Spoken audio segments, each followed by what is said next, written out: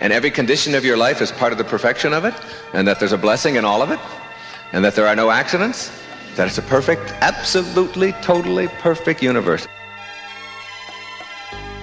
And what Wayne Dyer says makes perfect sense.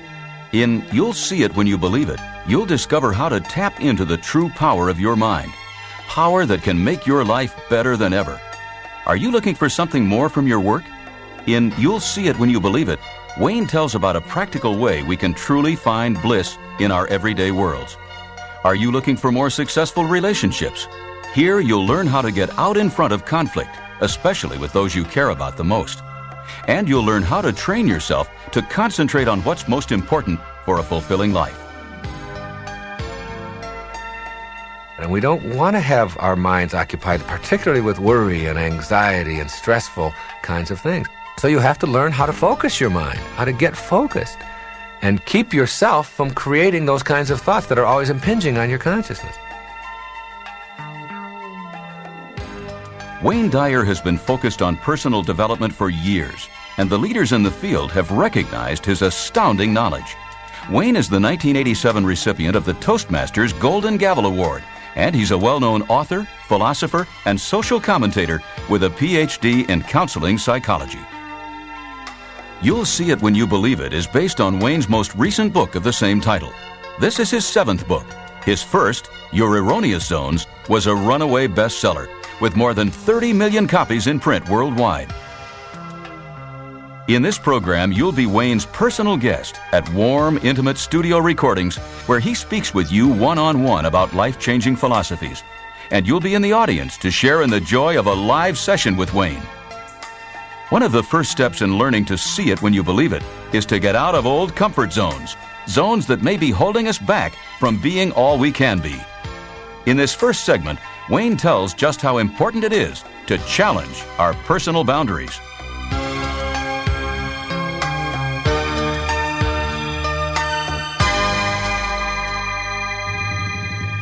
Many years ago, I was invited to speak at a convention, and the place was called Getting in Touch. It's now out of business. And I really didn't know much about it, and I was taking most of the speeches that came along at that time. And my secretary arranged the whole thing, and I flew out to California, rented a car in San Francisco, and drove to a place way out in the woods. I mean, it took a couple of hours to get there.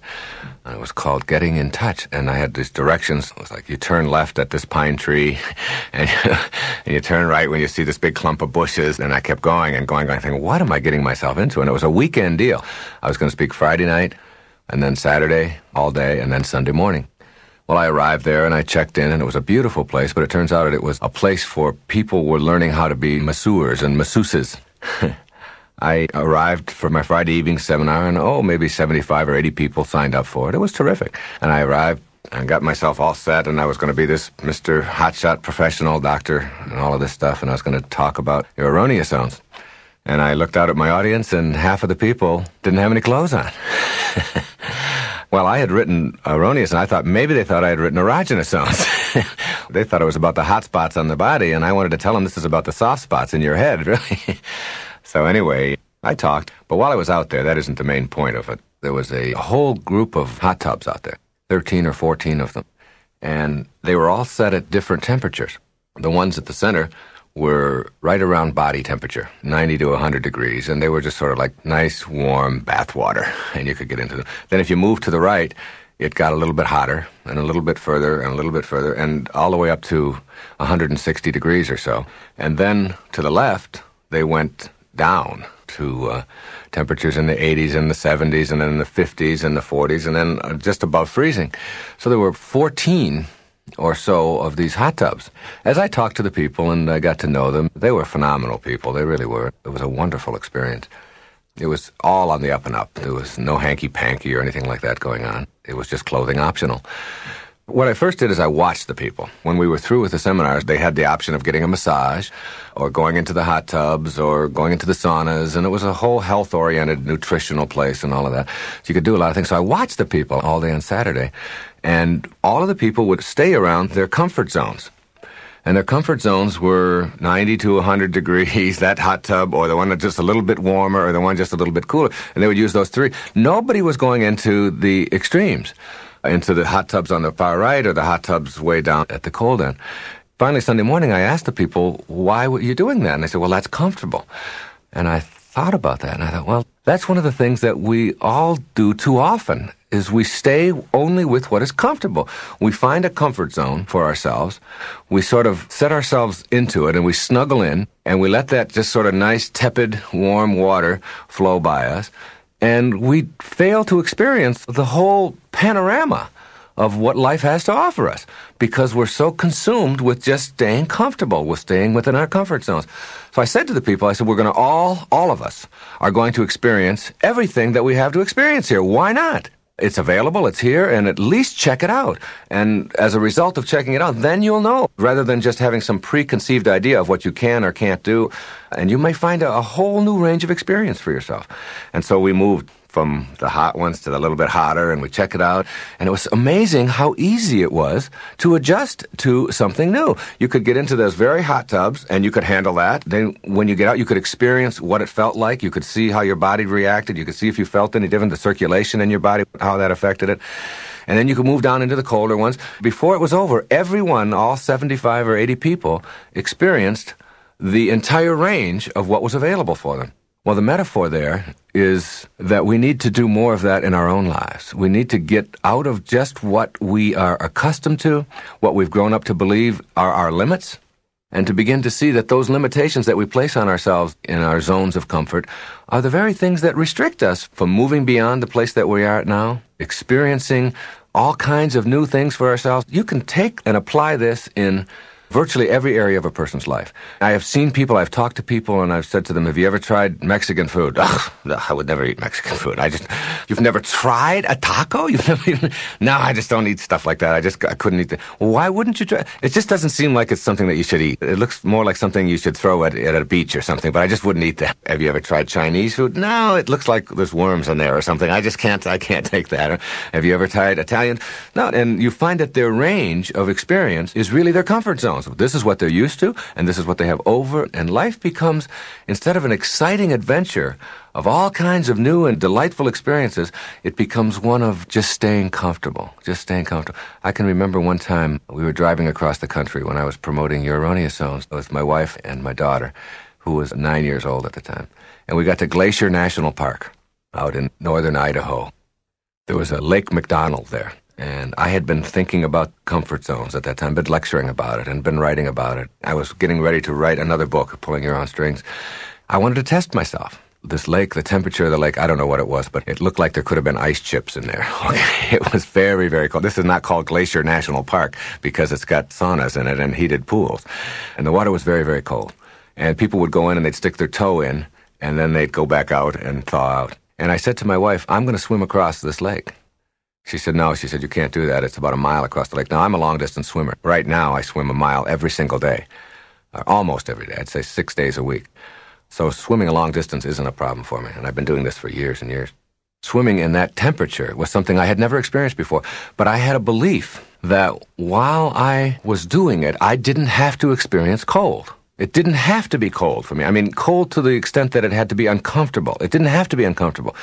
I could go into that water and make it something that I could handle and not suffer through. But I would have to do that with my mind. I couldn't do that just with my body, because my body was going to react to what I was accustomed to. And I kept saying to myself, you are not going to be cold. This is going to be a wonderful experience for you. You're going to swim across Lake McDonald in Glacier National Park, and it's going to be... And I dove right into the side of the water. It was in the summertime. And I started swimming, and I didn't ever, during the entire time, it took me maybe 40 minutes or so, ever experience any discomfort all the way across that lake. While everyone else was shivering, I noticed when they would go up to the edge of the lake that they would tense up and they would find themselves getting ready to be uncomfortable, getting ready to experience pain. And I used my mind, my thoughts, which is what the whole thing is about, learning how to think properly in your life. And people who don't go beyond their limits are people who don't use their mind in constructive ways. I was going into the lake with the idea that I could do this, that it was going to be great. It was a challenge and that it was going to be exciting, and I knew that I could do it. And therefore, I didn't tense up, and my body didn't go into the rigid position that you go into when you expect things to be cold. And my body reacted the way my mind was training it to do it. And when I got out of the other side, I felt terrific. It was one of the most glorious experiences of my life to do that. Now, you don't have to go out and swim across Lake McDonald in order to actualize yourself as a human being. But what you can do is begin to look at how is my life governed by the trappings of what I have been trained to experience in my life all up until now. What are my comfort zones? Look at those comfort zones, whatever they are, in your relationships, in your business. The whole world opens up to you when you get outside of any zone of comfort that you're in and push yourself a little bit more. The amazing thing about what you find is that it's not nearly as risky and dangerous and difficult as you think it is in the next hot tub. I mean, nobody's in it. You know, there's an old saying that I've used often, and that is that it's never crowded along the extra mile. The extra mile. It's like when you hear people talk about go the extra mile.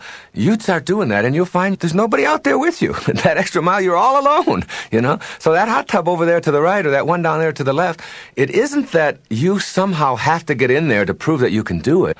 It represents and symbolizes for you moving out of where you're comfortable, because as soon as you do that, then you're opening up new vistas, and more and more and more vistas open up to you. If you find yourself just staying the same way and defining yourself as, well, this is just the kind of person I am, I'm just sort of reserved, and this is how I behave, and this is how I conduct myself, and so on. Instead of that, what you do is you want to look beyond that. You want to say, all right, nothing human is alien to me. The entire range of human experience is available to me. Anything that any human being can do, has ever done, or ever will be able to do, I'm capable of doing. And viewing yourself that way and seeing that, then your zone of comfort becomes the whole expanse of human possibilities. That's what becomes available to you. But when you narrowly define yourself and stay with what is comfortable, whether it's in what you eat, how you relate to people, how much money you make, where you go on your vacations, every aspect of your life is affected by that kind of an attitude. Get out of your zones of comfort. This also applies to the emotional or mental side of your life. Most people go through their life saying, I'll believe it when I see it. Show it to me, let me look at it, then I will believe in it. That's a very narrow way to look at life, because it really restricts you to only being able to perceive and experience and live what you can see. And believe it or not, what you can see is a tiny, tiny, tiny percentage of what's available to you. A different way of looking at that is, I'll see it when I believe it. That is, I am only seeing in my life, and always seeing in my life, what I choose to believe in. See, if you only will believe what you see, then how can you believe in thoughts? And why would you pay your electric bill? You know, I mean, if you can't see it, and nobody can see electricity, then you shouldn't be paying that. And you certainly can't believe that you have a mind, because you can't see your mind, you can't touch your mind, you can't feel it, you can't smell it. It's impervious to the senses. It's a higher part of you.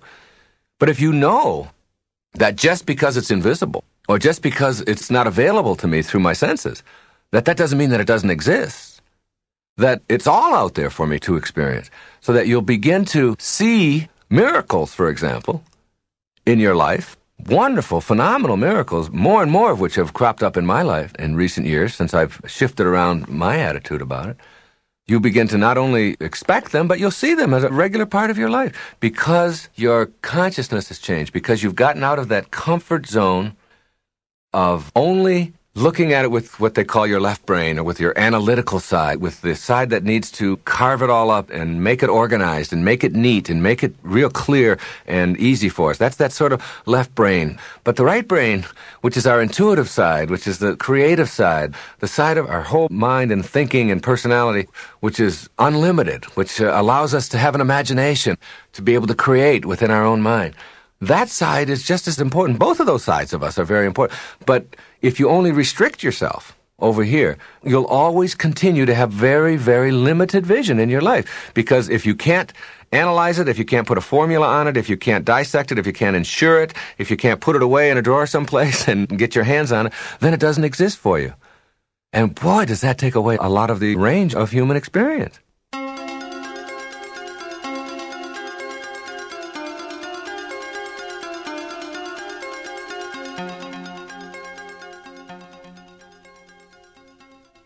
It's a great place that I'm speaking about. It's something very different than just being positive and just enjoying life and not being victimized by other people and thinking well of yourself and all of that. That's all fine and good, and those are almost elementary steps.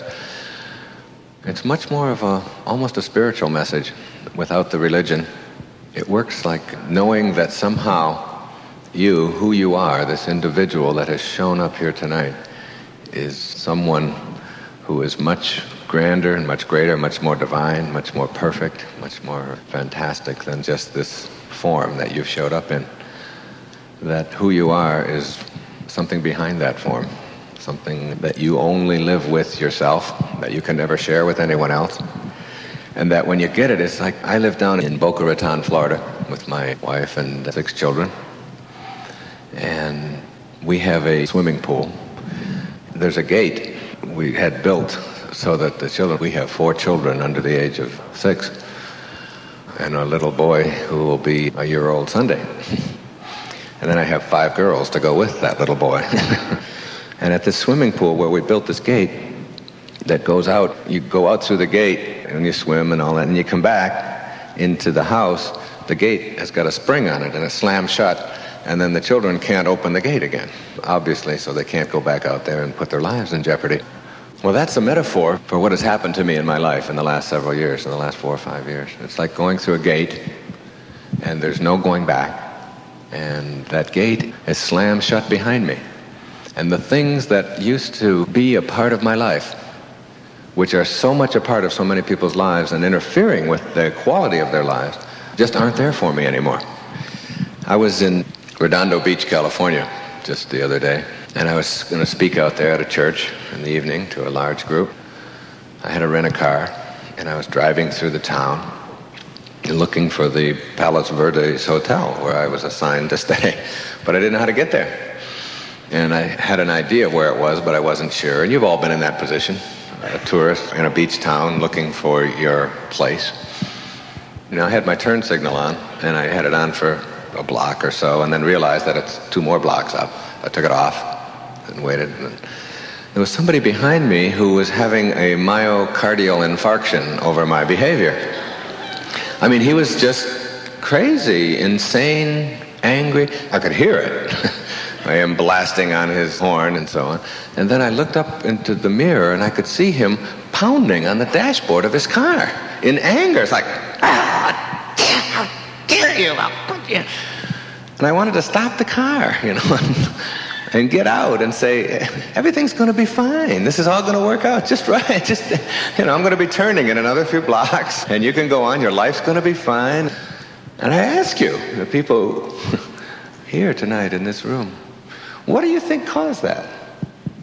What do you think created that kind of reaction in this person, where a stranger in a rented car, that even says rented car on the back of it, could go to that level of hatred and anger over a simple behavior of another human being, and a very normal behavior at that? What do you think caused that? You think it was me that caused that in him? You think it was my car, my behavior, my driving? It's none of that, see? That's really the only message that I have, is that who you are is the result of how you choose to process your life and the world, and how it's presented to you. And until you understand that nobody out there in this planet, in this universe, has the power, the control to make you be or think or act or behave or emote in any way other than the way that you choose. And that capacity for thinking, that capacity for thought, it's the thing that most of us think is the least important part of our consciousness. We don't pay that much attention to it. We pay attention to this, the packaging, the body, and we evaluate our life based upon what rules apply to the body. And the rules, or the laws, or whatever you want to call them, that apply to your body, to your form, are very, very different than the rules and laws, principles that apply to the other part of you, the invisible part of you, if you will. And tonight's talk is really about that part of you, which is where you live. There's a man named Bucky Fuller. I don't know how many of you have heard of Buckminster Fuller. Brilliant man. He died a couple of years ago in his 90s, who worked with me on the Hunger Project in our efforts to end world hunger around the globe. He was a mathematician and a philosopher. He's the inventor of the geodesic dome. Brilliant man. He almost committed suicide when he was 30 years old. He went right down to the act of actually buying a gun. At the worst part of his life, made a decision that he could do something with this. He could turn it around and benefit from it. And he made major, major contributions. One of the things he said to me once, he said, Wayne, never forget that who you are, the human being that you are, that 99% of who you are is invisible, untouchable, unsmellable, impervious to the senses. That this form that you live in represents only 1% of your humanity. And 99% of your humanity is something other than form, whatever it is. And hopefully when we leave here tonight, you'll have not only a grasp of that, but perhaps some methods and ways of really living that, of really understanding that. The concept of form is a key word and a key notion, and I want you to think about it a lot. F-O-R-M, form, and all the rules that apply to it. And as I'll come back to it many, many times tonight, until you can go beyond the boundaries of form, you can never awaken. You can never really live the life that you're capable of living and create the miracles that you're capable of creating until you absolutely, truly get a hold of that humanity behind your form. Whatever that may be, whatever it is, however you define it.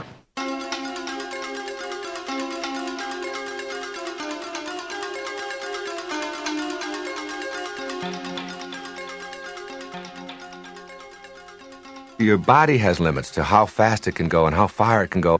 They're expansive and grand. They're much greater than you've ever thought they were. There are boundaries in form, but in thought, in that invisible world that I'm talking about, there are no boundaries except what you choose to think. You can think anything, and anything that you can think is here already in the dimension of thought. It's already here. And once you begin to see that world and begin to see that that's really who you are, you're not just this form that you occupy, but you're something much grander, much more divine, much more phenomenal than that, your ability to think. Then you start saying, well, and I'm in a relationship with another person, and that person does that too. I'm going to stop relating to the people in my life, just my form to their form. I'm going to start getting behind their form, to that divine intelligence that's there. What are they thinking? And how can I have a no-limit relationship with everybody in my life? Instead of relating to the place where there are limits, their bodies, their forms, their performance level, I'm going to relate to what's in back of that. What kind of attitudes do they have? How do they think? I'm going to look at that side of them. That's what Mother Teresa talks about in the streets of Calcutta. She sees God in every one of those starving children and the lepers. She sees the divineness that's there. She doesn't just relate to the form. She relates to who is that human being in back of that form. What is that divineness there? You don't have to be Mother Teresa in the streets of Calcutta catering to the most sorrowful among us. You can do that every place in your life. You can stop just seeing the world in terms of what you see and what you can get a hold of and start living in that invisible part and back of that, where divineness really resides. That's in all of us. Whoever you are, wherever you go in the world, every single human being you meet, whether it's a tribesman in Afghanistan, whether it's a Sherpa guide in Nepal, whether it's a taxi driver in Tokyo, or a tribesman in New Guinea, or a salesman in Detroit, you share something with that person. What you share is what it's like to be human. We all share that with each other. And you know, and they know, what it's like to hurt inside, what it's like to feel lonely, what it's like to experience pain, or to experience exhilaration or happiness. We all, as human beings, and those are all thoughts, those all come from thought, we share thought together with all human beings. And if we remembered that, if we tuned into that part of people, whether we're running a business or a family or whatever, if we started relating to people there, instead of just to their form, and when you see an angry person or you see a happy person, what you're looking at is what created that? And what kind of thoughts do they have? And relate to their thought, relate to the divineness in them, whoever they are. The whole world would be better, and so would your business. It's understanding that no one is any better than anybody else in God's eyes. See, it doesn't matter what you call that universal intelligence. The name doesn't matter. It's just as good a word as any in God's eyes, in that universal intelligence that's permeating all form, All of the rest of it is just trappings. It doesn't really matter. When it gets right down to it, we all share humanity with each other. We're all part of the being called human being, each one of us.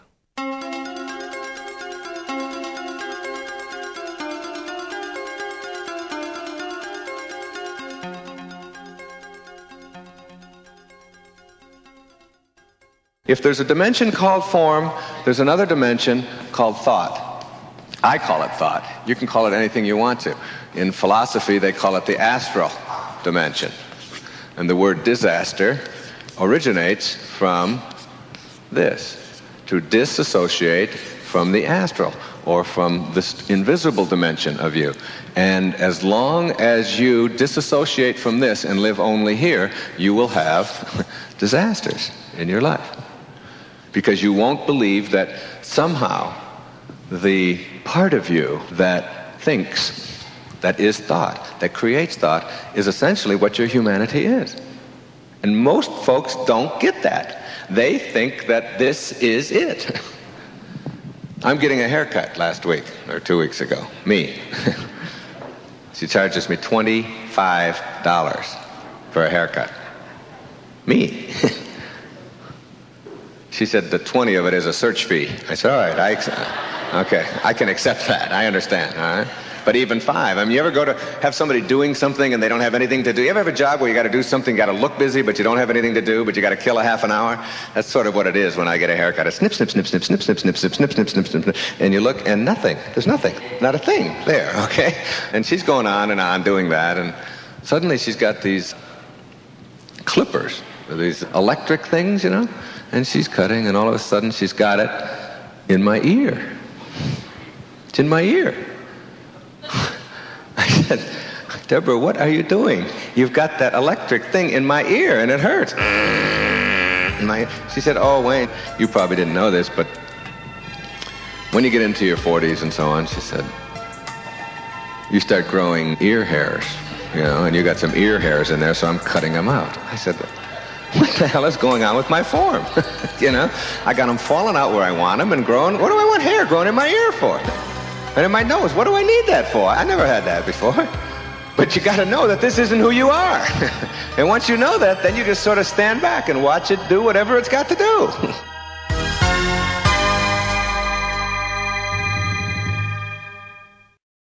I see people who are suffering, and I see people who are struggling, and I see people who are unhappy, and I see people who are mad, and I see people who are full of stress and tension. And I want to say to them, there's no stress in the world. The world is absolutely just the way it's supposed to be. It's perfect, just as it is. And it's like getting that and understanding that. And your first temptation in that is to say, yes, but the people starving in Ethiopia, is that part of the perfection of it? Yes. Yes. And so is your desire to end it part of that perfection. It's like you don't argue with it. Everything that is. Everything that's ever happened to you already has. You can understand that worry, for example, is nothing more than thought. And what is there to worry about? Worry, which is a consuming thing that creates what we call stress, which is just stressful thinking. What is it? Here's a good parable for you. Everything that you worry about, give it this thought. There ain't no use worrying about the things that you don't have control over. Right? Because if you don't have control over them, there's no sense in worrying about them.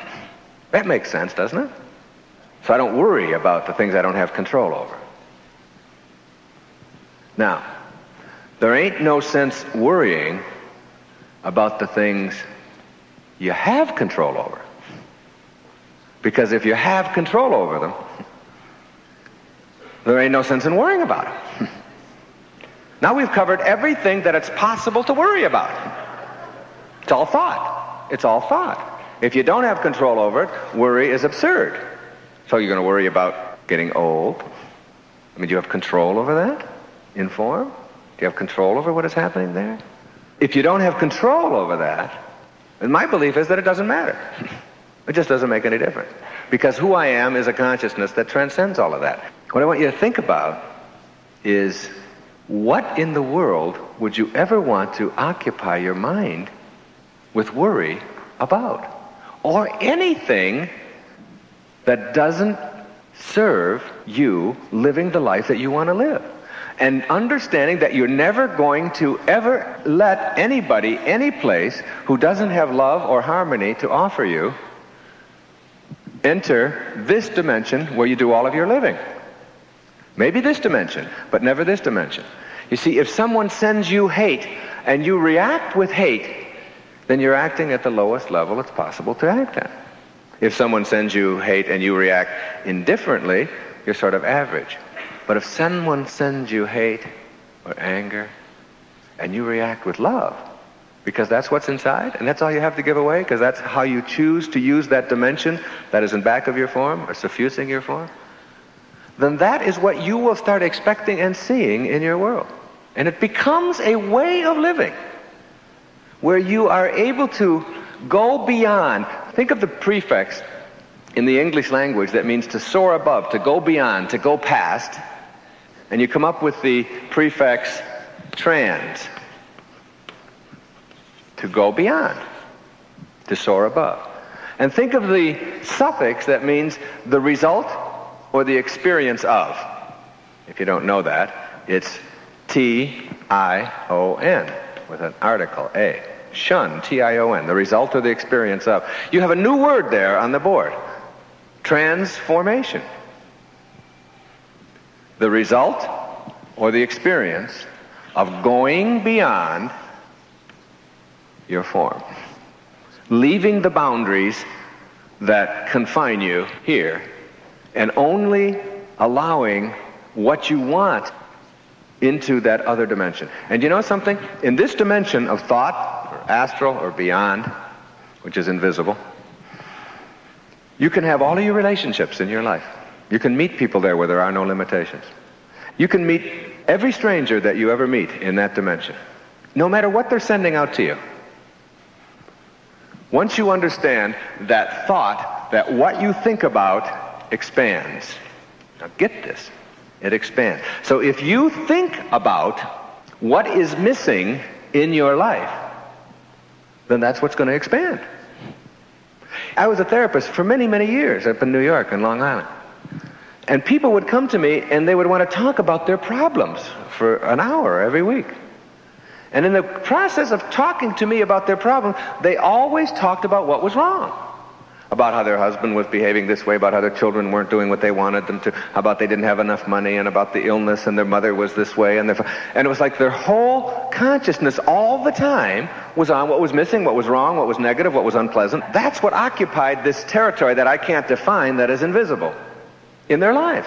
Now you have to understand that when you do that, that is going to expand in your life.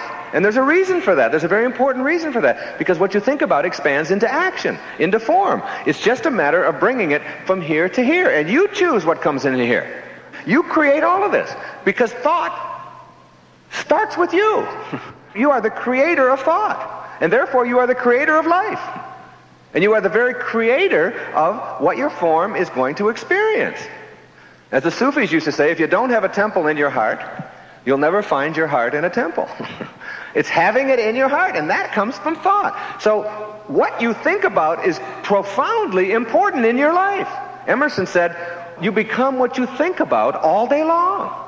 Christ said, as you think, so shall ye be. All the spiritual masters who've ever come our way have always talked about, be careful what you think, because it's going to expand into your life.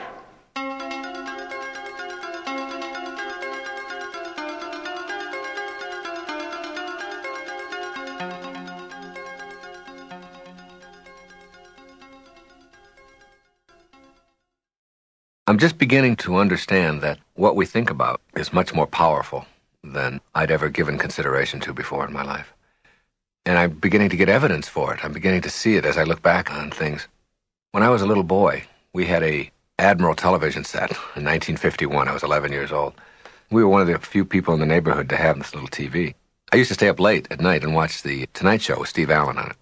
And I had this thought, and it was a very powerful thought. And the thought was that I would be on The Tonight Show. I just knew it. And I used to tell my brothers what I was going to talk about when I would be on The Tonight Show. I was only 11 or 12 years old. They were 13 and 15. And they say, oh, yeah, sure, you're always dreaming. You've always got... Well, I'd still stay up at night, and everybody else would go off to sleep. I'd be watching the show. I'd watch it every single night, all of his funny routines that he did and all the characters on it and everything. And I could see myself. I could picture myself sitting on the panel there and having him interview me or having him be there with me and all of that. That passed, and many, many things like that, though, in my life that I thought about. Well, the irony of ironies is that 1976, 25 years later, I'm the author of a book that is at the top of the bestseller list around the world, The Erroneous Zones. I'm invited to do The Tonight Show, and Shecky Greene is the host that night. It was the very first time I ever did the show, out of 34 or 35 times. I was so excited. It was like a dream come true that I was going to be on The Tonight Show. And I'd already done several other big shows and all of that. This was really something big. There was a bank of phones outside the green room where you get dressed for the show. I decided to call my wife and family back home and tell them that I was going to be on, and Shecky Greene was going to be the host and so on. I went over to the phone, I picked up the phone, I called my wife and I was talking to her, and then on the phone next to me, in this bank of phones, Steve Allen. Steve Allen is standing there talking on the phone to his wife. And I take the phone receiver out of my hand and telling my wife, I said, you're not going to believe this, but Steve Allen is standing here right next to me. And I take the phone out and reach it over so that she can hear his voice. And he's talking to his wife. And he's looking at me like, who is this crazy guy? Well, it turns out that the very first guest on the show that night was Steve Allen. After all those years, and there I was sitting there talking to him. A lot of people label a situation like that as circumstances, or just coincidence or just blind random luck or whatever. I've come to know that there's no such thing in the universe. That what you think about expands. And that if you have a thought in your mind and you stay with that thought and you know it to be true, it's just a matter of bringing it into form. And if you're willing to do that, if you're willing to bring it into form, it's going to happen for you. Nothing can stop it. Nothing can stop it. And I don't think there's anything random about it. I just don't even believe in randomness at all. I think that everything in the universe is absolutely perfect at the tiniest subatomic level and at the largest level.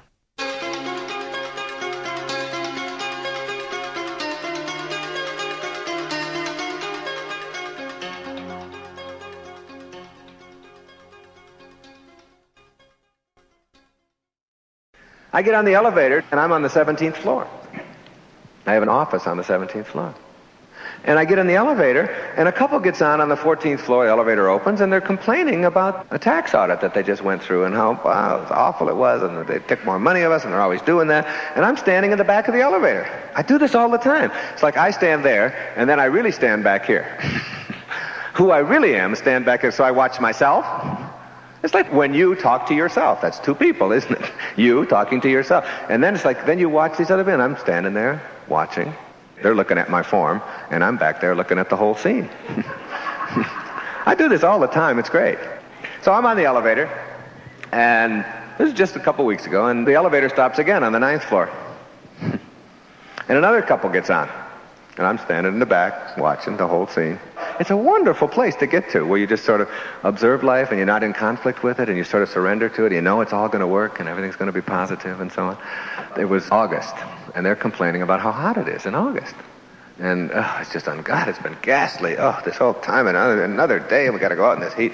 And I'm standing listening to this, and there's the audit over here, and there's the heat over here. Then we get to the 4th floor, and another couple gets on. And they're complaining about how many stops the elevator's making today. It's true. So they're like, oh, damn elevator, it's always stopping, and it's like... So I'm standing in the back watching this whole scene playing out in front of me, thinking to myself, I never do this. I used to do this, but I never do this anymore. And you may say, well, what is it that you don't do? What I don't do is ever find it possible for myself to think about things that I don't like, or that are missing, or that are miserable, or that I find distasteful, because I somehow have got in my consciousness an understanding that when you do that, that's what expands in your life. And that really successful people only see things working out. And they understand that, they get that, they hold on to that, and they get that picture of it. Like, I can't get a picture before going out to speak of an audience who's not going to like me, because I know that's going to expand. And I'll walk out and go, and that'll be the end of it, right? It'll be done. I know that it's going to be great and it's going to be terrific, it's going to be fun. If I keep that consciousness inside of me, that I'll expand that into action. So now you have to do is look at all of the stuff that's going on in your life. And how much of it is a result of you'll see it when you believe it. Of seeing what you're thinking about. Now when my kids go to sleep at night, I never tell them if they got a little sniffle, this is going to be worse tomorrow, you're going to have to take off school. I wouldn't want to program them with anything like that. I always tell them how strong they are, how terrific they are. This thing's going to be gone in the morning. And you'll be off to school and it's going to be great. I want them to be able to expand into form thought that they want rather than the other way around. And people who are chronic complainers never seem to be able to get past that, and everything that they think about keeps coming up. And the tragedies keep multiplying, and the horrible things keep coming into their lives. And it's like that becomes a part of your consciousness. In an energy system where thought is the energy or the current, what you think about expands into action. It's like getting old. You know, it's like I tell people, don't let an old person move into your form. Don't let an old person in. Don't let an old person move in. The age of your form isn't who you are. Who you are is thought, and thought is ageless. You can't age thought. Age is universal and eternal. It goes forever. It's what the universe is. So you don't let that person who walks slow and talks slow and thinks slow, you don't let that person in.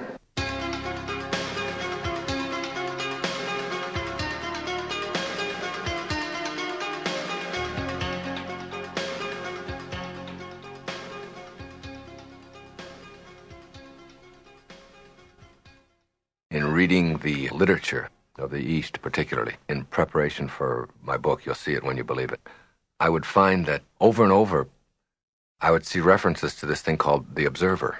I'd say the observer.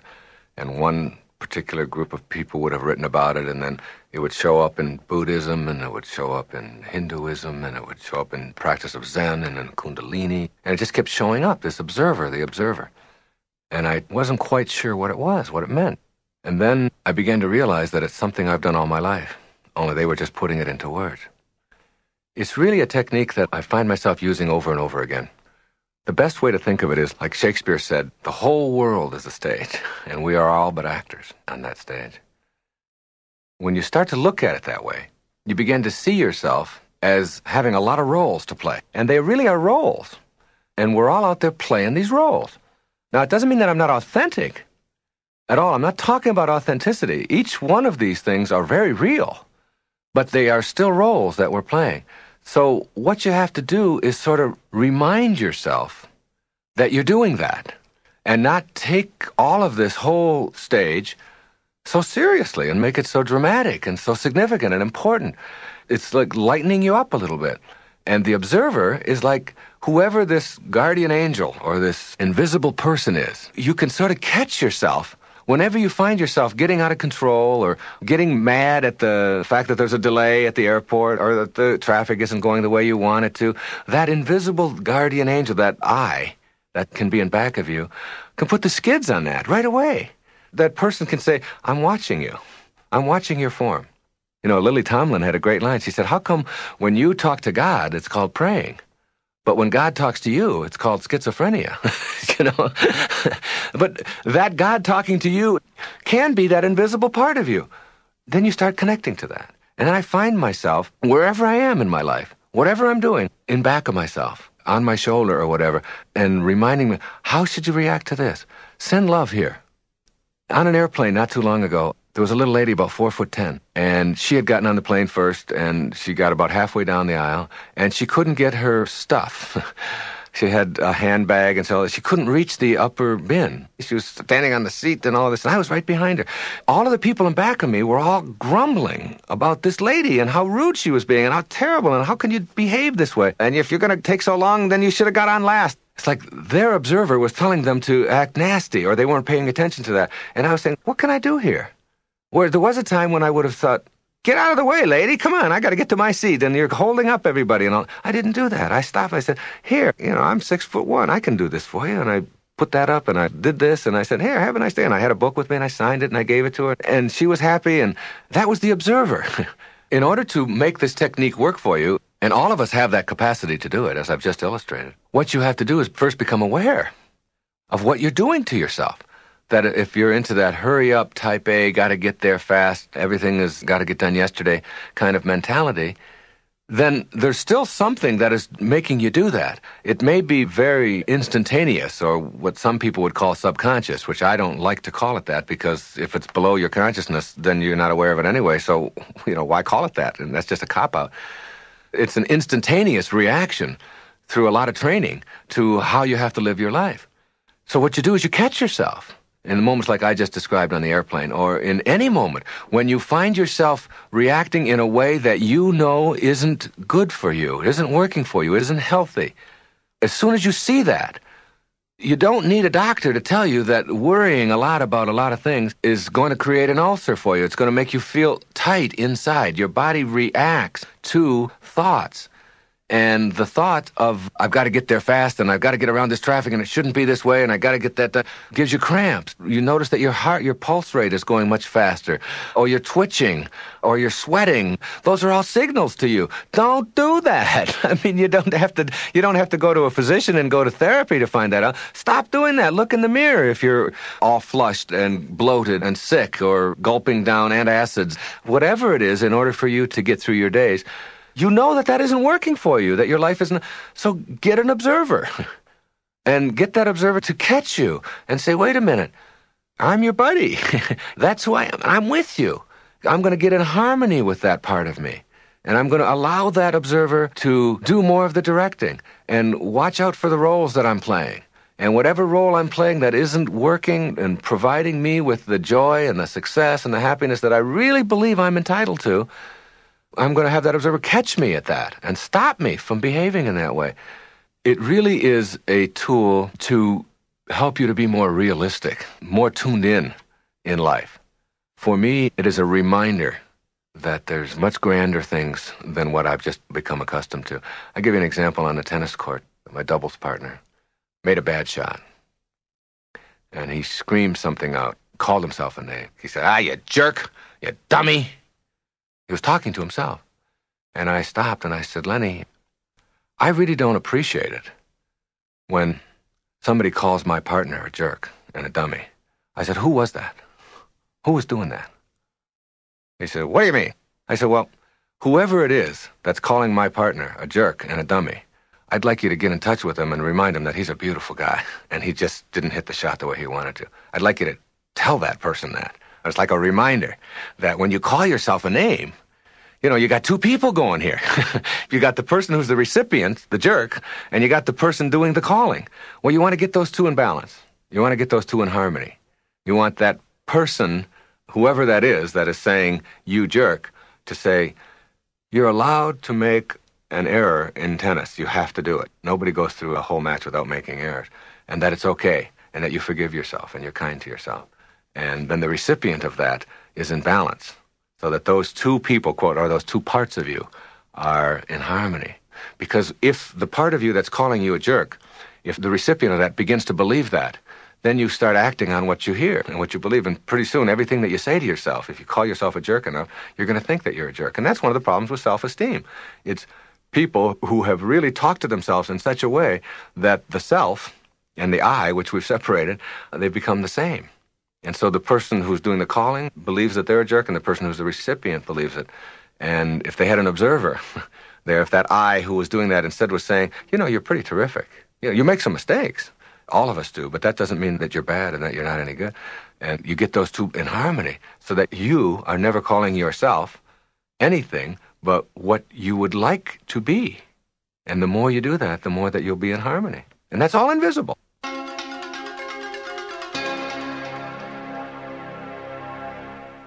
I tell people, supposing you went to sleep and you had a dream, and in your dream you had, all these different characters, and you had all of this money, and you had everything that you wanted in your dream. And then you woke up, and then you look back at your dream, and you became attached to the stuff that you had in your dream. Wait a minute, I want that. There was gold in there. There was silver. There was all of these friends. There was cars. I had a Ferrari. I got to have that. somebody would cart you off and put you in a rubber room and say, that was a dream. You can't be attached to that. That's just a thought that you have. That's the way you got to view life. Instead of it being an 8-hour dream, it's an 80-year dream or a 90-year dream. And at the end of the dream, you don't want to be looking back at all of the stuff that you wish you could still have because you can't have it. You don't get any of that. So you try to detach yourself now while you're here, while you're alive, from the need to have that stuff. Instead, you just let it sort of all flow. As absurd as it would be for you to be attached to the stuff that you had in your dream, it's that absurd for you to be attached to the stuff that you're having in this dream. You have to die while you're alive. Now, that's a very hard concept for people to get. You have to experience your own death while you're alive. Let me tell you a story. It's a wonderful story. It's an old, ancient story. I'll paraphrase it. There was a hunter who lived in India, and he would go to Africa every 2 years, and he would bring back animals and prizes and things like that. Well, one year he took off, and he went to the jungle, and he discovered this large enclave inside the jungle, and it was filled with beautiful parrots, beautiful birds, multicolored, and they all talked. And he couldn't get over it. And he put a net out over one of the trees, and he captured one of the parrots. And he put the parrot in a cage. And he brought the parrot back to be with him in India as his pet. And he fed the parrot sunflower seeds, and he fed him rice, and he took wonderful care of him. He was very good. Kept him in the cage. 2 years went by, and he talked to the parrot every day. And he said to the parrot, I'm now going back to Africa. Is there anything you would like me to say to your friends back there in the jungle when I'm back there? The parrot said, yes. Tell them that I'm very happy in my cage. Tell them that I am joyful and that I love being in my cage here with you. Just tell them that. The hunter went back to Africa.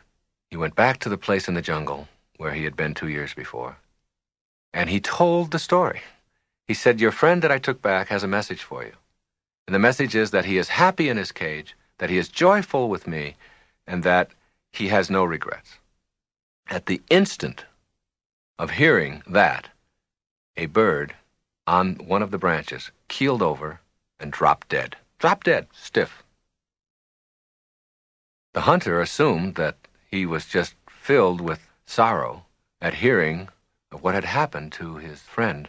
So he went back to India, and he told his parrot what had happened. He said, I went back and I did just as you said. And I told them all out there, and at the moment that I told it, apparently one of the parrots was so upset that he'd missed you so much that he just dropped dead. And at the instant that that happened, the parrot in the cage keeled over, dead. His legs went straight up in the air, and he went stiff. The hunter was beside himself. He couldn't figure out how could this happen. And he took the dead parrot out of the cage, opened it up, and threw it out on the woodpile. The instant that the parrot landed on the woodpile, he flew up to the branch. And the hunter said, you tricked me. What is this? I thought you were dead. And the parrot said, my friend back in the jungle was sending me a message. He told me, by his actions, that in order for you to escape from your cage, you must die while you're alive. Okay, now that's an old story. That's an ancient story that's been told over the years. What does it mean? I mean, don't you see that this is a cage? The whole planet is a cage. If you can just stand back far enough and see that we're still restricted by the limitations placed on us as human beings. We're stuck here, or maybe in our homes, or in wherever we are. We're all in cages. And even though we have more room to manipulate, we may even have a whole planet, we're still sort of in cages. Now, how do you escape from the cage that you're in? You have to die while you're alive. You have to literally experience your own death. All of us have to. All of us are going to die. So why not experience it in advance? And see yourself out of your body, gone, but able to look back at what's going on now. Just like the dream, where you have the dream and you have everything you want, but you're able to look back at it.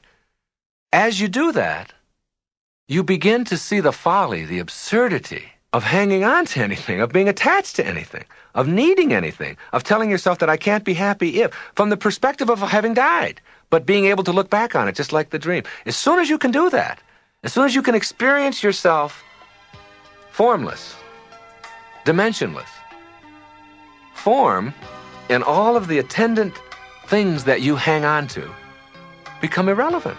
They're not necessary any longer. You have a whole new way of living, a new way of being.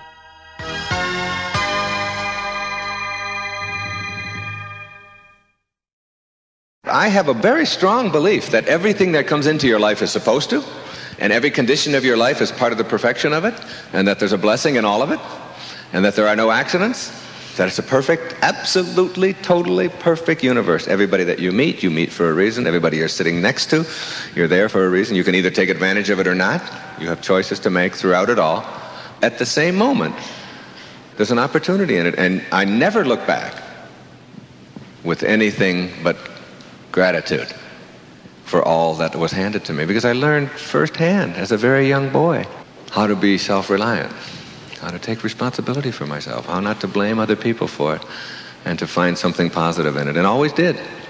So that little old lady who's driving in front of you at 20 miles an hour with the 1976 Cadillac, cream-colored, you all see her. She's everywhere. She's got blue hair, and she can hardly see over the steering wheel. And she signed an oath that she will drive aimlessly around, testing your ability to deal effectively with her. She's like a test. She's like a gift from God to test. And it's like once you stop being mad at her for being who she is and what she's about, when you stop the anger and the bitterness at who she is and understand that she's exactly where she's supposed to be. And she's there to teach you a very important lesson. Slow down. You have to. Relax.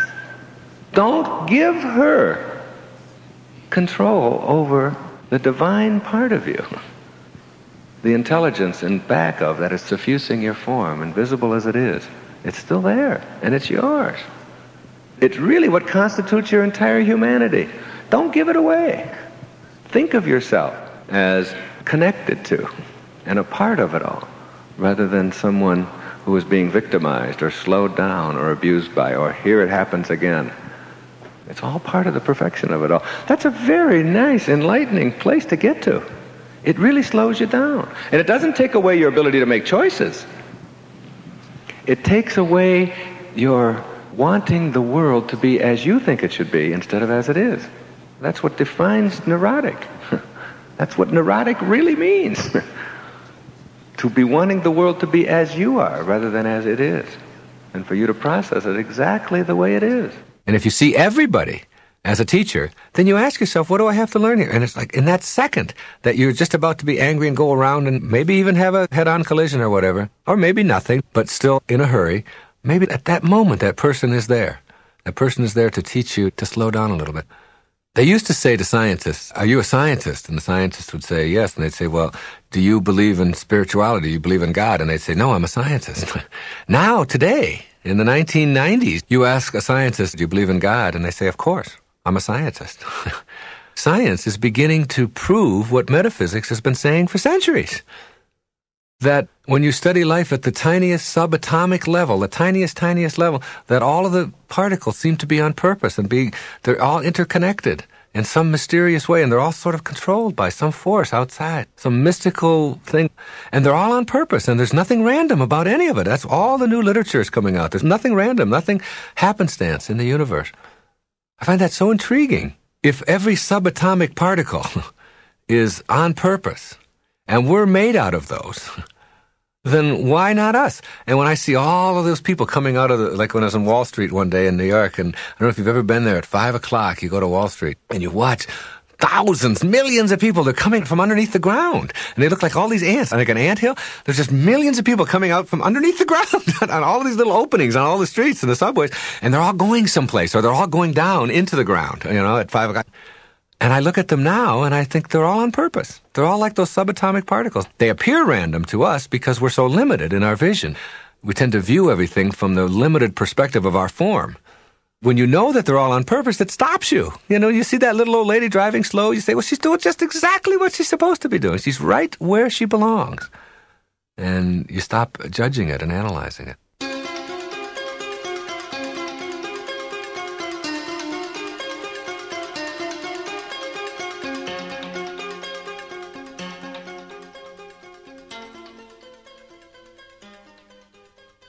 When you have lunch tomorrow, have a salad.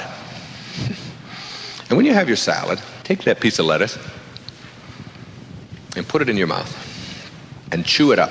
And as you chew it up, notice that something happens in your mouth. Something called salivation. Saliva enters your mouth. Do you get up in the morning and say to yourself, oh, God, here we go again. I have to salivate again today. I'm so tired of this. Why me? Why every day? Salivate, salivate, salivate. It's all, if I could just have, you don't do that, do you? Salivation, not salvation, salivation is a principle that you are born into. And it works independent of your opinion about it. It doesn't care. When you start chewing up the lettuce, you have to swallow the lettuce, don't you? You don't say to yourself, I got to get the lettuce from here down to here. Does it ever go up? Do you ever go, and it's up here someplace? Never. There's a principle within you, this you that you are here, called peristalsis, which makes the muscles go down. There's a muscle movement that makes it go down rather than up. First I got to salivate, now I got to peristalse. Ugh, this is so depressing. You don't do that. Peristalsis is a principle that the I that is we, called you, is born into. And then you have to distribute that lettuce, mulch, throughout your entire system. You got to get some of it to your liver, and some of it's got to go to your armpit, some of it's got to go to your heart, some of it's got to go to your eye. You don't concern yourself with whether it's going to all go to the right, but miraculously, perfectly, somehow, the lettuce gets converted to the right nutrients all over your body. A principle, cardiovascular pulmonation. How many are sitting there right now beating their hearts? You got to do it 14,000 times every day. Are you doing that? Do you worry about that? Do you concern yourself? No. Your heartbeat is a principle that you are born into. If you can accept that and know that there are principles operating within you that allow you to function perfectly because you've surrendered to them, you don't think about them, is it so difficult to grasp that there are also principles in this larger body called humanity of which you are a part as well? Because at the same moment that you are a single heartbeat in the body called humanity, you are also one beating heart.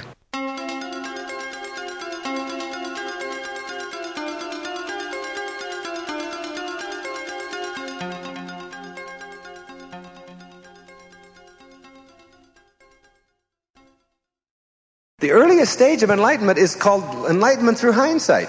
You know, like when you're in a relationship and you're breaking up, is there anybody here who hasn't broken up once and struggled and cried and been in pain and, oh, I can't stop thinking about it. I don't know what I'm going to do. And it's this endless pain. And your mind is on suffering, suffering, suffering. And what expands? Suffering, suffering. It just keeps expanding and expanding. You can't get your mind off of that person and where I'd like it to be. And finally, 3, 4, 5, 6 years go by, and you're finally past it in one way or another, and then you look back on it and you see why you had to go through it. So the lowest stage of enlightenment is that stage where you look back on your life and you say, now I know why I had to be an alcoholic for those years. And now I know why I had to be in that relationship with my ex-wife. And now I know why I had to go through the bankruptcy. Or now I know why I had to create that cancer or that heart attack. or whatever it was that taught me how to transcend that self-defeating behavior that I used to think I couldn't do anything about. You see? The second stage of enlightenment is when things like this are happening to you, you know there's a blessing in it. There's an opportunity in it while it's happening. You're smoking, and you know that there's something in this for me. You're going through a relationship difficulty, or you're having an accident, or you've gone through a series of illnesses, whatever it may be that seems to be a struggle for you in your life. While it's happening, you're looking constantly for what's in it for me? What can I get out of this? There's no mistakes out there. It's all being created for some reason. So that's the second stage. And that minimizes the suffering. Because you're looking for what's in it for you. How can I get something out of that? So that the person cutting you off, the way your children talk, whatever, you're not instantly threatened by that. You're constantly aware that these people are behaving that way, there's something in this for me to learn. And I think I'll get it now. I think I'll get it now, instead of waiting 6 years suffering through it and then seeing it. But there's a higher stage. It's the highest stage. In Zen they call it, before enlightenment, chop wood, carry water. After enlightenment, chop wood, carry water. It's the same. The only difference is that you're doing it from a totally new perspective of thought. And this dimension, the highest stage, what enlightenment really is, it's when you're back home again. Instead of pulling away from yourself, you're towards yourself. And this is what it is. You are able to get out in front of it. Play it out in the dimension of thought. And decide for yourself whether it's even necessary to bring it into form. It's like you're out in front of yourself.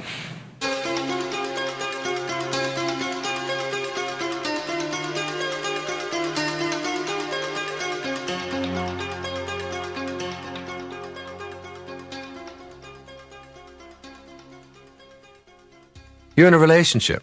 My wife will say something to me. And I know that if I respond in a certain way, if I say this, then she's going to say that. And it's like, then she's going to say that, then I'm going to say that, and I can play that all out in thought. I'm out in front of this already, okay? This was at one time a guaranteed, absolute blowout. Anger over nothing, fear perhaps of intimacy, who knows, whatever. But it was guaranteed to be angry and PO'd for 2 or 3 days. Her and me. Maybe no talking, maybe storming out, maybe any number of things that people do over silly things to avoid being intimate, usually. So I play that all out. And I don't have to go there. I don't have to do that any longer. I don't have to make her wrong, which is a great step. I don't have to make me right, an even higher step. There's no right or wrong in it. And I play the whole thing out. And as I play the whole thing out, I decide I don't have to bring this into form. I got out in front of it. It's gone. It's all been played out in my mind. You use your mind to not bring into form, into your life, into action, that which you know is going to take you down a place that's backward. I amusingly tell people that this is a wonderful stage to get to because you can still, once you're both there, you can still get your point across. I was in the shower and I was thinking about this. I was in the shower. It's one of those showers that has a handle that you turn a certain way. Now, my wife is about a foot shorter than I am, so she turns the handle a certain way, and the water will go on her the way she likes it, and then she leaves the shower. Then I go in the shower, and I turn the shower on, and my kneecaps are getting a shower, okay? So now I have to reach up, and I have to adjust the whole thing. So it's like a little game. I'm thinking to myself, I'm playing it all out in form. I'm thinking, now, if I say something to her about this, then she's going to say, what right do you have to say? And then I'm going to say back to her, and then she's going to... And this could end up being a stupid fight, an angry evening or whatever, over the position of a shower head. So I don't do that. I play it all out in form, I move the shower, and I have my shower. Then I go tell my wife. But I don't tell her about how she put the shower. I tell her, I am so advanced. I am so enlightened. This is so great. Getting on this path is so great. And the fact that you're on it too. Like, we don't even have to ever fight anymore about these dumb things. She said, what are you talking about? I said, well, I thought that you leaving the shower head in the position that you normally leave it really sort of interferes with, and then I thought, well, if I tell you that, then you're going to have to come back and say what you did, and then I'm going to have to go back and tell you, and then then we're going to have this stupid fight, and then we're not going to be happy, and I'm holding her all this time, and I'm even kissing her while I'm telling her that, I said, but isn't it great that I don't have to go there anymore, and I can play it all out in thought, and it's all done? And she said, didn't you just tell me about where the shower head was? I said, yeah, isn't that great that you don't have to react the way you did? Now you put the shower head where it belongs. And it's like a joke, So it's like you can talk about your enlightenment and get your point across without even having to have it be an unpleasant exchange. You go from being the actor in your life who is being directed by the events, the circumstances, and the other people in your life to being the director at the second stage. And in the third stage, you become the producer of your life. So you are now the actor, the director, and the producer of your entire life. And you're doing it all with your mind, all with your thought. So if it's a job move, you would have agonized over that. You can see how it's going to go. If you're living in Atlanta and you got to go to Houston, you can see yourself in Houston. And you can see yourself selling your home and driving to Houston and starting this new job or starting out this new enterprise. You can play this all out. You can do the whole thing, and you can actually literally see how it's going to work because what you think about expands.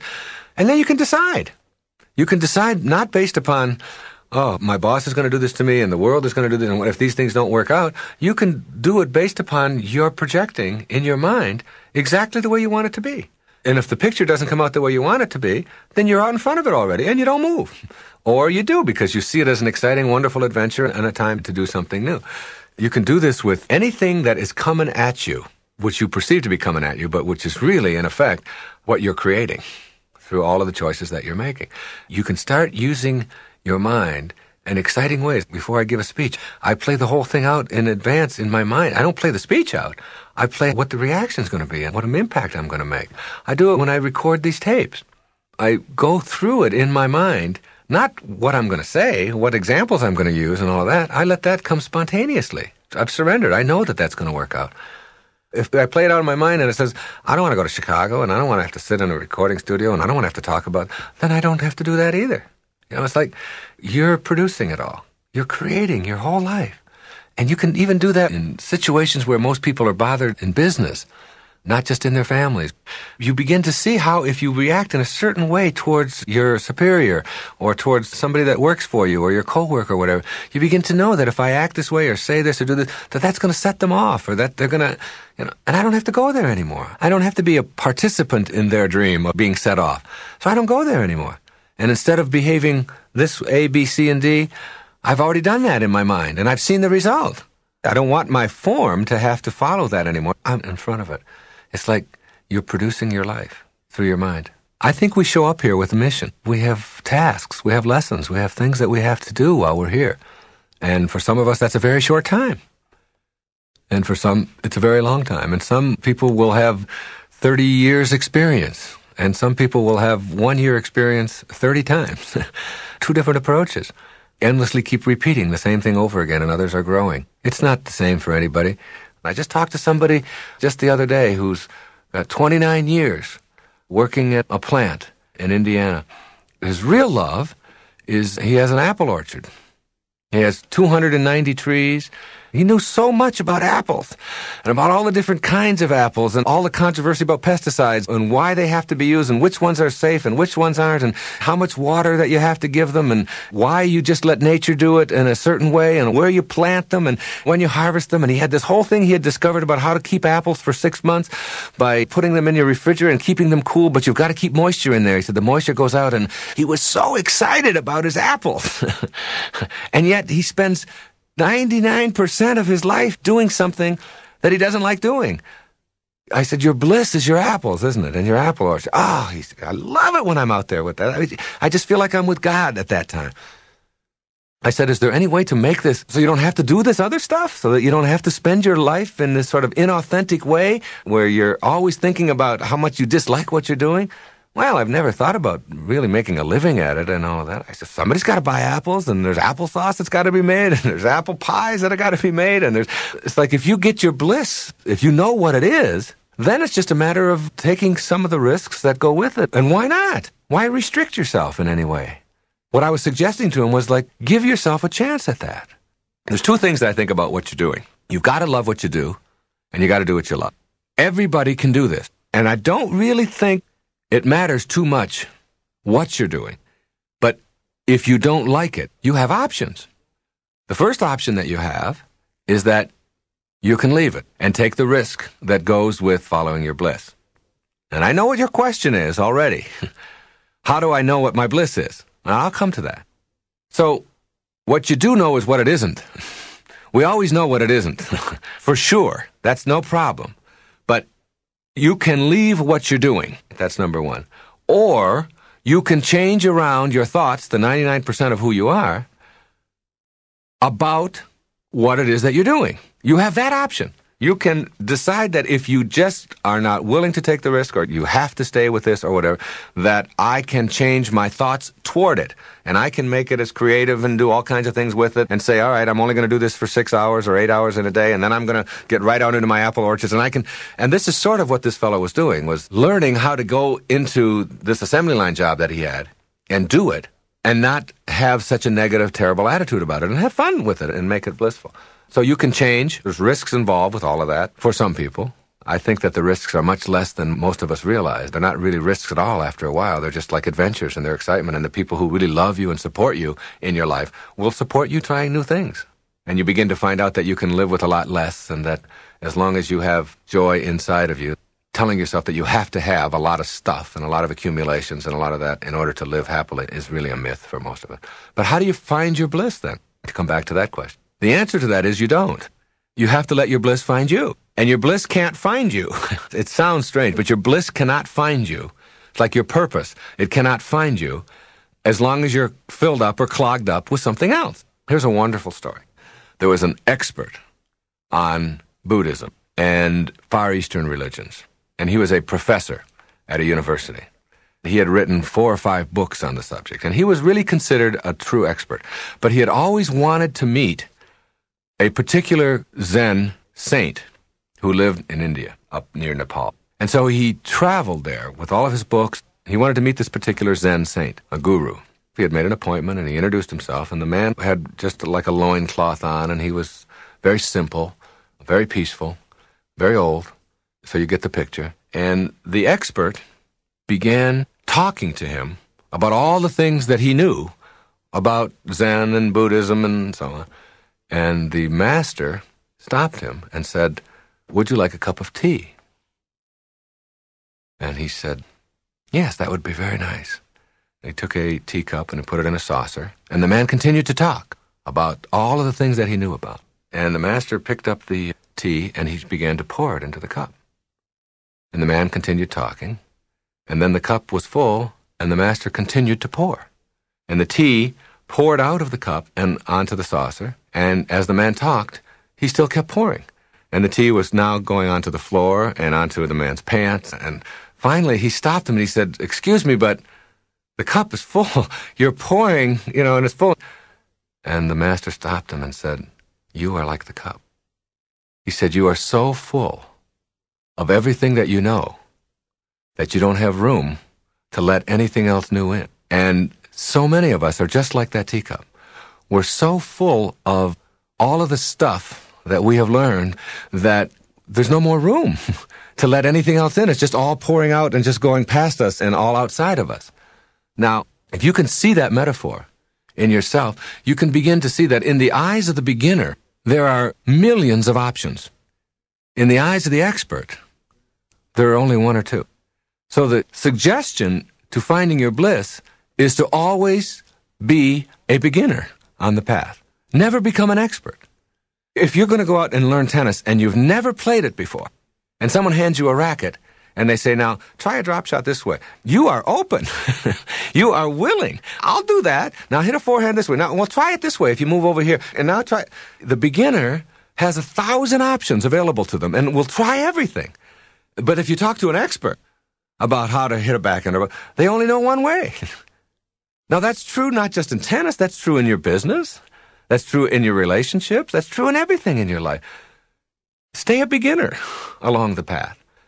You can get clogged up, so clogged up with what you know, And with the negativity that goes with that, and all the rejection, all the judgment that goes with that, because you have to reject all kinds of other points of view in order to make sure that yours is the only one that ever gets heard or ever gets used, that you don't have any room inside of you for something new and something exciting and something different and expanding yourself and so on. So be wary of experts, especially if you're one yourself. Be wary of yourself becoming one, because then you limit yourself.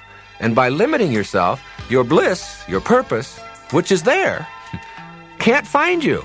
It's like an artery that's clogged up with cholesterol. Nothing can flow through it because it's too clogged. You've got to unclog yourself. And the way you unclog yourself is by opening yourself up and advancing confidently and doing things that make sense to you, that make you feel good, that are of service to others, that are useful to other people, whatever it is that you're doing.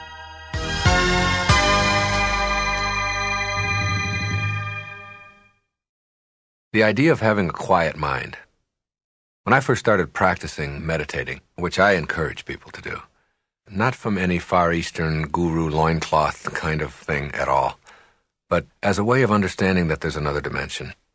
If I were to take you, the listener, and to put you in chains, and to put you in a dungeon, and to deny you light and human contact for the rest of your life, you would probably say to yourself, this is the end.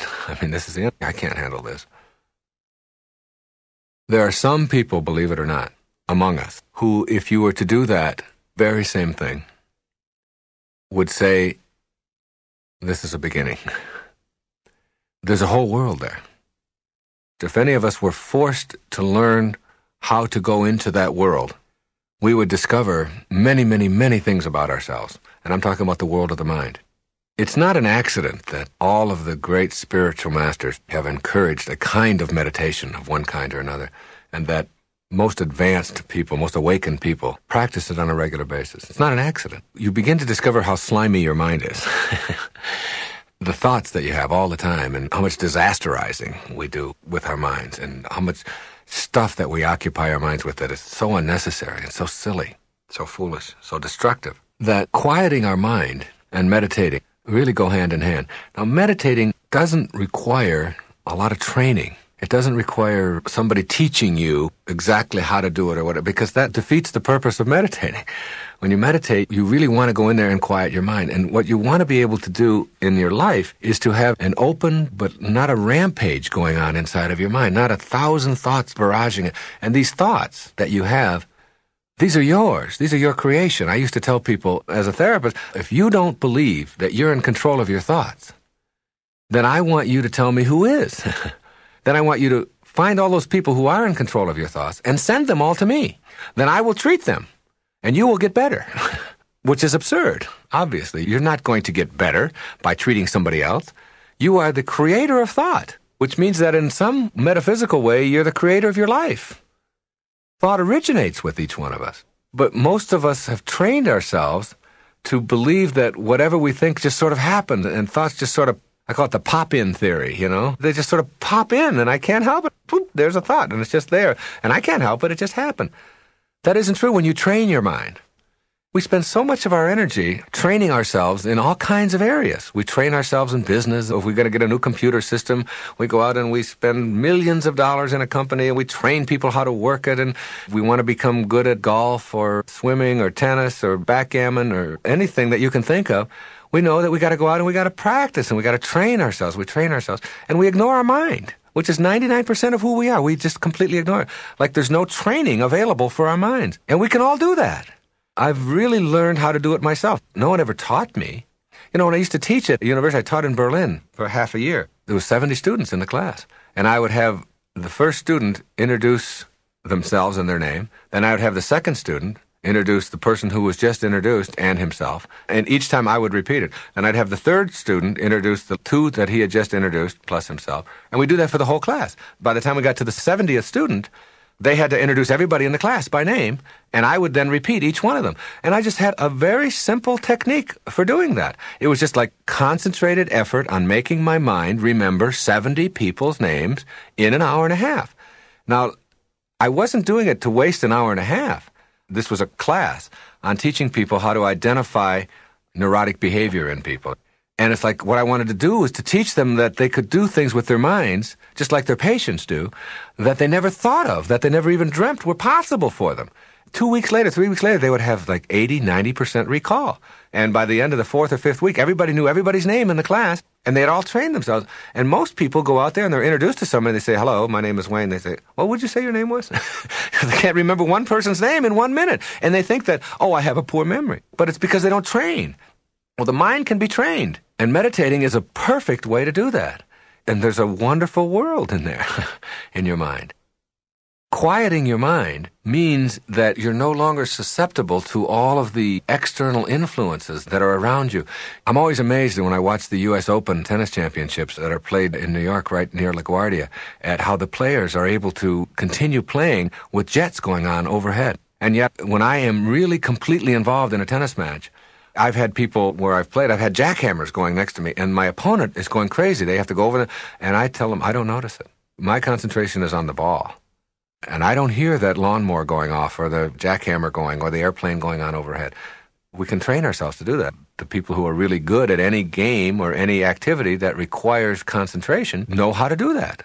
Well, we all want to be able to be better at that, and we don't want to have our minds occupied, particularly with worry and anxiety and stressful kinds of things. So you have to learn how to focus your mind, how to get focused, and keep yourself from creating those kinds of thoughts that are always impinging on your consciousness. Miracles are available there. You talk about surrendering. I meditated for a long time. It's like there would be a light. I would have this light that I would create. And it's really interesting that you can create a light with your eyes closed in a dark room. So you don't really need your eyes to create light.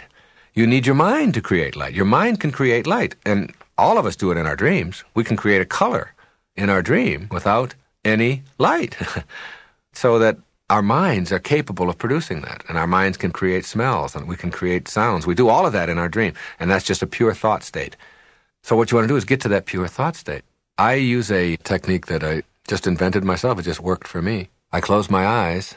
I only have to do this for 10 or 15 minutes, and it's the equivalent of getting 8 hours of sleep, literally. And it's the most exhilarating, energy-producing, feeling like I can conquer anything, knowing that I can't be defeated attitude that just comes from peacefully quieting my mind. And if I'm giving a speech and I give a break, oftentimes I will just go back into a room and re-energize myself. And it's literally like getting a full night's sleep, only I'm more energized, because oftentimes you're groggy after sleeping for so long. And it's really just closing my eyes and creating like a pastel field. And my mind can create any color that I want, which is just so astounding. You think you need your eyes to create it, and you don't at all. And I create that field. In my mind, I put a barrier around that field, and I won't let anything into it. And any thought that tries to penetrate that barrier sort of bounces back. And it takes about 2 or 3 minutes to get yourself like totally relaxed. Now, I don't really believe that anybody can just not think at all. I think that's part of the trap. It's part of the human condition, that thinking always goes on. Even thinking about not thinking is still thinking. But you don't have extraneous thoughts. You get like single-minded. And this is wonderful, wonderful training for anyone. And so it's like as you do that and you just won't let a thought in, and you won't let a thought in, and you won't let a thought in, you become very, very, very relaxed. And then you can create whatever you want. I create a light. It's like a white light, a spotlight way off in the distance in my mind. And I approach it. I just keep coming closer and closer and closer to it with this pastel field, keeping any thoughts from bombarding it. It's amazing how at the beginning, when you first start this, how it's hard to go 5 seconds.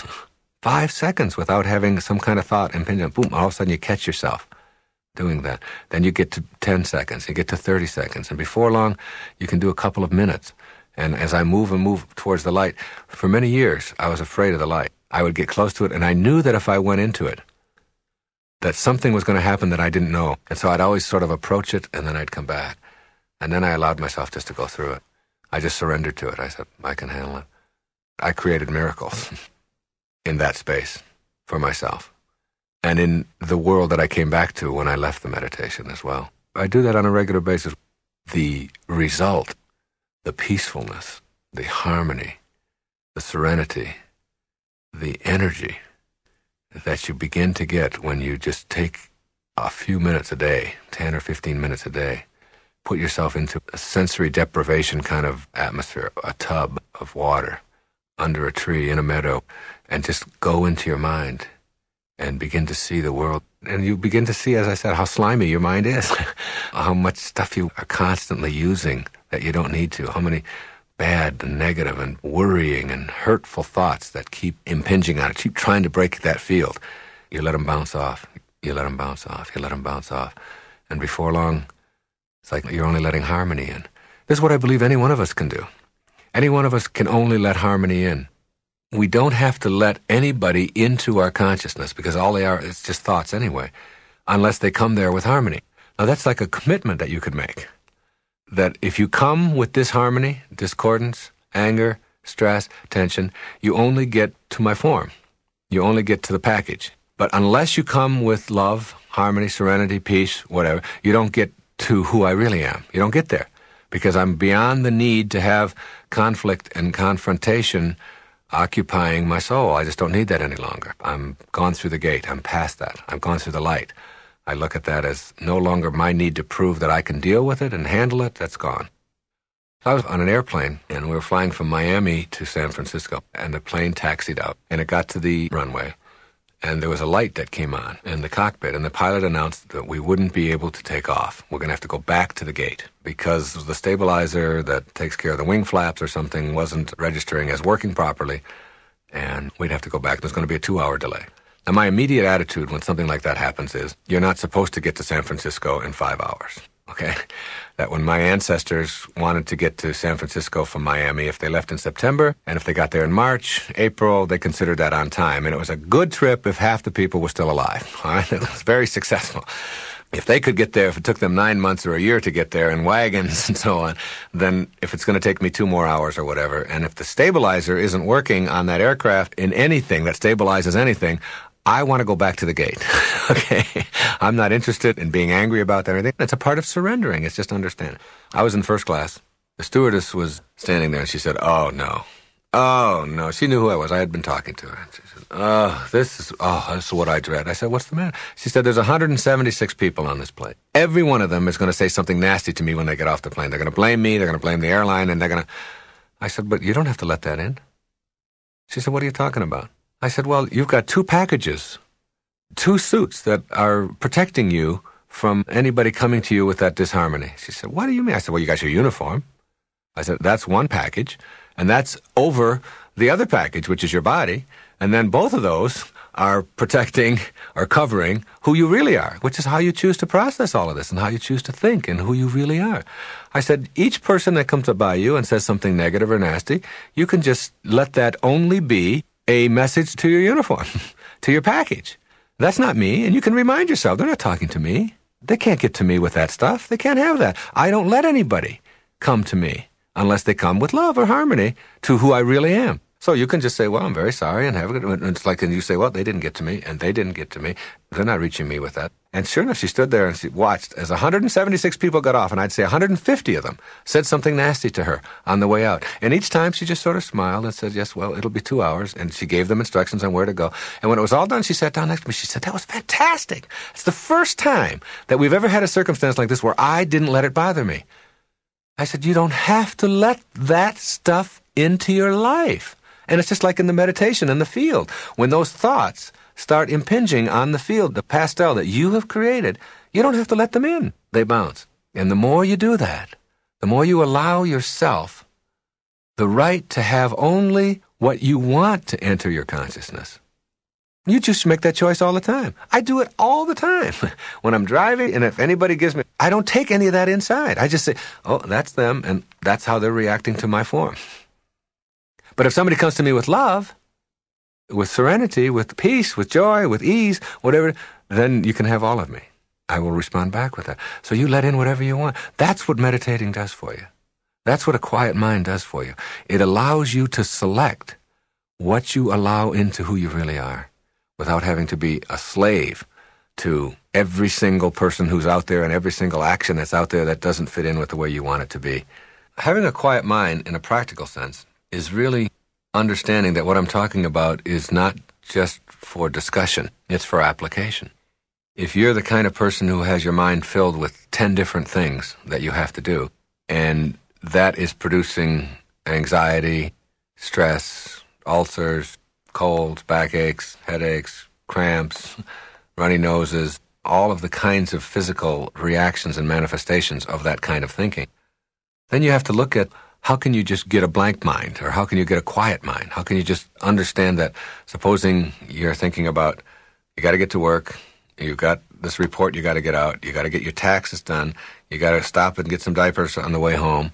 Now the kids need to have bananas, and they've got dance lessons I've got to get them to. An endless catalog of activities. By using your mind to do that, and to occupy it all the time, none of that is going to get done. See, all of that is going to get done. Regardless, if you're the kind of person who does those things, it's going to get done. The question is, how do you use your present moments? See, anytime you use up your present moment, or any time that you are thinking anxious thoughts, you're denying the present. You're using up the present moment instead of using it up in a productive, peaceful, serene, calm way. You are somehow believing that you can't get through this day or this moment any other way, that if I don't think about it and worry about it and be anxious about it. But the fact is, it's going to get done. Your taxes are going to get done. You're not going to jail. You're not the kind of person who's going to opt to just simply not do your taxes. You're going to get the diapers. You're going to get the report done. All of that you're going to get done. Otherwise, you wouldn't be in the position that you're in. You would be doing something else, all right? So if you know that it's going to get done, the question is, what's the most efficient and effective and peaceful way to get things done? I use the analogy often of when you're in a hurry, like when your body is in a hurry. That's when you're least effective. And that's when you always drop something. You'll drop the keys, and then you'll start sweating. And then when you start sweating, you find yourself getting more upset. You'll forget something. And you'll walk out the door, and you'll slam the door, and you left the key on the inside. Now you don't have a key. I've talked about when you take a shower. If you rush through a shower because you only have 5 minutes to take a shower, and you finish and you take your shower and then you dry yourself off, you didn't need to take a shower because you're already dirty again. I mean, you're already sweating. You can take the same 5 minutes and take a shower if that's all you have. And you can do it peacefully. The same 5 minutes. You can push all of the other stuff out, and you can just relax. And if you've got 3 minutes, instead of rushing through it, you can just let the water pour. You can experience the water. You can wash your body. You can dry it all off. And when you finish, you're not sweating. And you had the same amount of time. The nervousness and all of that comes from the way that you decide to process. Now, in the physical world, you understand that if you hurry and rush and are filled with 1,000 different activities, that you have decreased your efficiency. Why isn't the same thing true in the mental world, in your mind? If you are filling your mind with all of the things that you have to do, and you're worried about all of those things and get yourself all consumed with them, then you're still going to be less efficient, less effective, and you're still going to be cluttered. At a moment like that, you put on a tape. If you're going to drive, you got to drive. You can't get the bananas and the diapers and the report done and the IRS taken care of in the car on the freeway. You can't do that then. You're driving. So why not be here now, as Ram Dass says. Be here now. Hear some music. Put on a tape. Meditate right there. Don't close your eyes. But just, push it all out. All of that's going to get handled. But meantime, I'm going to enjoy this. My ride from my home to my office is 17 miles. I love those 17 miles. There's a million things to see in those 17 miles. I cannot write my books or get my speeches. I can't do any of that in that time. But I can enjoy all of that. I can be there with it. I can open the windows, and I can let the wind blow on me, and I can experience that and enjoy all of that. And when I get to where I'm going, if I've got to get the report done, I'm now prepared to do it. I'm not working on the report thinking about my taxes or getting the diapers or getting the bananas or whatever it may be. I'm here now in the moment. That's what meditating teaches you. Being here now in the moment. Quiet, joyful, peaceful. When you're there and you get your mind trained to do that, that isn't just like something you do for 15 minutes a day just to give you something to do for that 15 minutes. That carries over into everything that you do. You suddenly find yourself slowing down, and the more peaceful you are, the more efficient you are. The more you're in a hurry, the more you're always trying to get someplace fast, the chances of having an accident are greater. The chances of you getting there all ruffled are much greater. The chances of your heart rate going up are much greater. Your pulse is going to go faster. Your stomach is going to be upset. None of that is worth it. None of that is useful. Meditating teaches you that you have the capacity to use your mind any way that you want to. And you suddenly begin to see that everybody else out there who's in a frenzy and all upset and worked up, that you don't have to go there. It doesn't have to be that way. I just spent a week on Bali. As we went out across the island, I noticed some really interesting things that were really helpful to me. There was a very, very busy intersection in a town called Denpasar. There was an accident, and a little boy was killed. He was 13 years old while we were there. It happened the first day we were there. There are a lot of accidents there. The roads are real, real bad, and there seems to be a lot of crazy driving. And it's so inconsistent with so many of the people that we met, so many paradoxes there. At any rate, at this very, very busy location where this little boy was killed, the immediate family of the boy went to the accident site, and they placed flowers and burned incense all around this place. And they sat there in the middle of the intersection for 3 days, 72 hours, 3 solid days, praying for the soul of this little boy. And not once did you hear a horn. And not once did you hear anybody screaming and yelling, "Get out of the way." This was a very, very spiritual place, just unbelievably like that. We went into homes where people had 10 and 11 children, and they had 3 huts where they would sleep. And I took my children in there with me. They would sleep on these like matted floors. And with 11 children in these little huts, there was almost no noise. And there's a quietness about the people. They're really attached to nature. They're very close to God in whatever that means. Every home on the island has a temple, no matter how small it is. They have a little temple in the back. When you go into the temple, you have to wrap something around your waist to remind you to leave the physical world behind and just enter there, only spirit, only thought. My wife and I had almost a spiritual experience of being there, of realizing that we don't need any more. We think we need more. We're always trying to get more. Not just us, but I'm talking about all of us here in the Western world. We sort of believe that our happiness and fulfillment is dependent upon accumulating more and getting more. And we saw all these people who had so little, and yet they were so close to nature. They were so close to God. It was almost like God was right there with them. Healthy, beautiful-looking people. It was astonishing when I flew out of there. Because when I first arrived there, I had just been on a 5-city tour of Australia, speaking to large crowds and all of that, and it took me 2 days of wanting to leave Bali. I'd always wanted to get there, and there I was, and I wanted to leave because I wanted more of the helter-skelter, the rush that I had been accustomed to in Australia, taking me every place, limousines, and having people take care of everything for you, and thousands of people listening and selling books, and the whole thing.